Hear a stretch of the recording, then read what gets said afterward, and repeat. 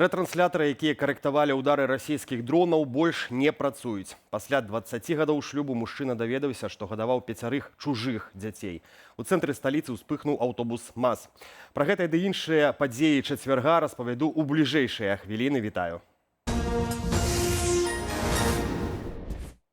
Владзімір Зяленскі заявіў, што некалькі дзён таму ўлады Беларусі адключылі рэтрансляторы, якія карэктавалі ўдары расійскіх дронаў па тэрыторыі Украіны.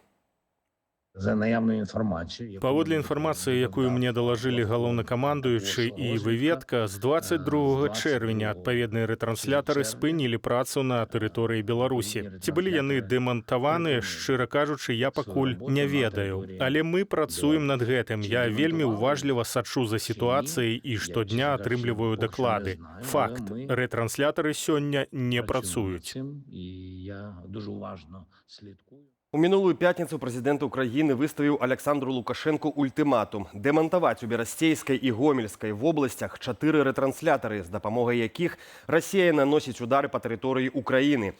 Зяленскі запатрабаваў зрабіць гэта цягам тыдня, інакш, маўляў, гэта зробіць Украіна.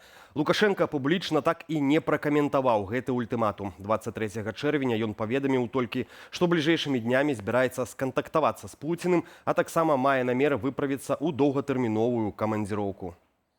Украіна папярэджвае краіны захаду пра небяспеку мабілізацыйных мерапрыемстваў, якія праходзяць у Гарадзенскай вобласці Беларусі. Адпаведны допіс на старонцы УЭКС зрабіў міністр замежных справаў Украіны Андрэй Сыбіга. З 20 чэрвеня па 2 ліпеня вайсковы камісарыят Ашмянскага раёну рассылае позвы прыкладна 2000 ваеннаабавязаных і стварае папярэднія пункты збору. Хоць афіцыйна гэтыя захады класіфікуюцца як руцінная праверка дадзеных, яны служаць тактыкай запалохвання суседніх дзяржаў. Кіраўніцтва Беларусі не дэманструе намераў адносна дээскалацыі. Замест гэтага Менск узмацняе сваю вайсковую прысутнасць паблізу межаў Украіны і краінаў НАТО. Напярэдадні выданне Wall Street Journal паведаміла, што Расія ўзмацняе ціск на Лукашэнку. Масква пагражае пазбавіць Менск фінансавых рэсурсаў, ад якіх залежыць яго дзейнасць. Крэмль патрабуе даць яму скарыстаць беларускую тэрыторыю, каб атакаваць Украіну беспілотнікамі і пашырыць лінію фронту. Як варыянт, Беларусь могуць выкарыстаць для аперацыяў супраць суседніх краінаў НАТО. У Менску ўвечары на вуліцы Чкалава побач з прыпынкам гасцініца «Спадарожнік» адкрытым полымем гарэў аўтобус МАЗ.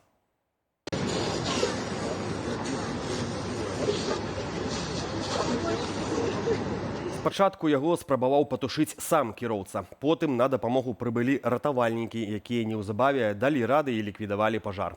Паводле папярэдніх звестак пацярпелых у выніку здарэння няма. Прычыны ўзгарання высвятляюцца.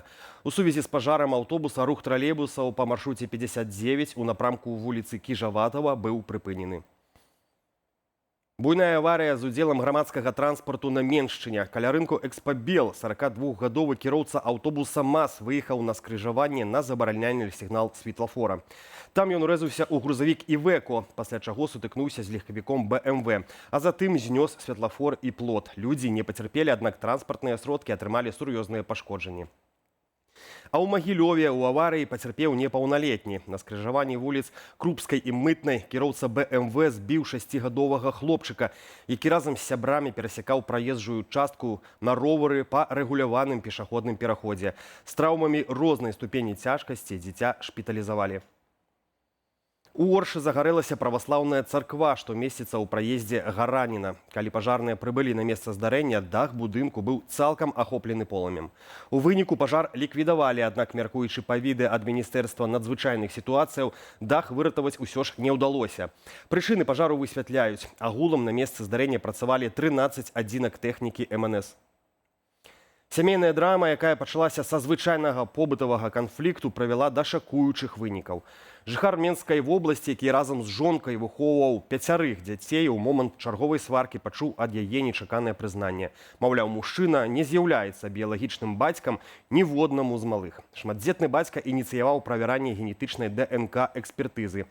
Як паведамілі ў Дзяржаўным камітэце судовых экспертызаў, спецыялісты цалкам выключылі бацькоўства мужчыны ў адносінах да ўсіх 5 дзяцей.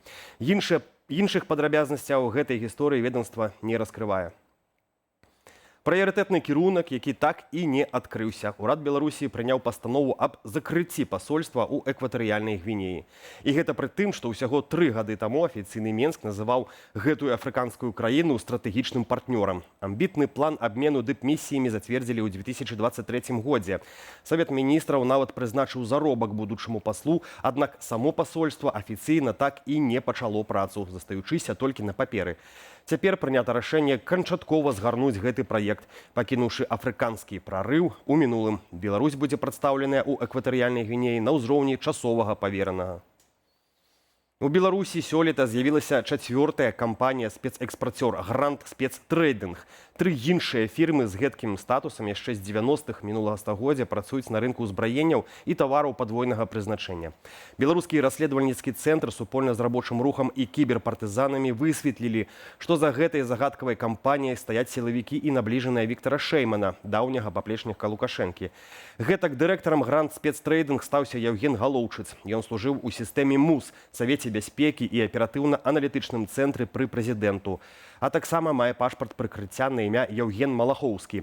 А з рэгістрацыяй новага спецэкспарцёра дапамагаў Александр Юрычкін з кіраўніцтва справамі прэзідэнта. Журналісты называюць яго набліжаным да Віктара Шэймана. Вайсковыя эксперты мяркуюць, што з'яўленне новага спецэкспарцёра звязанае з ростам паставак кампанентаў з Беларусі на патрэбы расійскага ВПК. 3 астатнія беларускія фірмы-экспарцёры пад санкцыямі Еўразвязу і ЗША. Беларускіх прысмакаў на прылаўках крамаў стане яшчэ больш. У Міністэрстве антыманапольнага рэгулявання і гандлю прайшла сустрэча вытворцаў і прадстаўнікоў сферы гандлю. У выніку пастанавілі нарасціць аб'ёмы мясцовых кандытарскіх вырабаў, у тым ліку бісквітаў і сухіх сняданкаў. Разам з тым ведомства склала рэйтынг самых папулярных ласункаў сярод жыхароў краіны. Увесь п'едэстал заняла прадукцыя сталічнай фабрыкі «Камунарка». Першае месца паміж сабой падзялілі знакамітыя сталічныя і цукеркі «Дуэт». Другі радок рэйтынгу беларусы аддалі класічнаму грыльяжу, а трэці – пазнавальнай «Алёнцы». Па-за п'едэсталам засталіся аэрафлотскія і птушынае малако. Пра развіццё падзей о 19-й гадзіне раскажуць мае калегі ў выпусках «Аб'ектыву» і студыі «Белсат». Каб атрымліваць самыя свежыя навіны, запрашаю падпісвацца на нашы сацыяльныя сеткі. А таксама, калі для вас гэта бяспечна, паставіць лайк гэтаму відэа. Так яго ўбачыць больш людзей. Беражыце сябе і заставайцеся з «Белсатам».